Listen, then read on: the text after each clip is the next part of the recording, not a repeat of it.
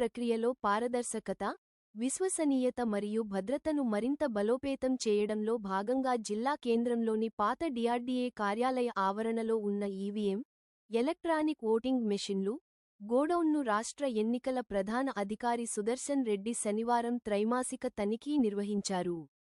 ఈ సందర్భంగా జిల్లా కలెక్టర్ ప్రతీక్ జైన్, అదనపు కలెక్టర్ టిఎల్ సంగీత పాల్గొన్నారు.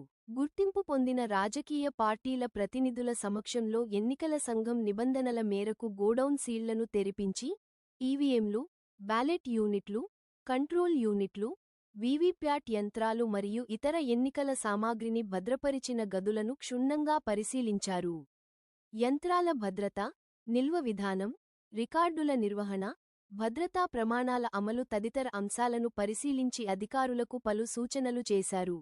ఈ కార్యక్రమంలో RDO Rajender, municipal commissioner Srinivas Reddy, tahsildar Jairam Naik, police శాఖ, అగ్నిమాపక శాఖ అధికారులు, గుర్తింపు పొందిన రాజకీయ పార్టీల ప్రతినిధులు, ఎన్నికల విభాగం పర్యవేక్షకులు, సిబ్బంది తదితరులు పాల్గొన్నారు.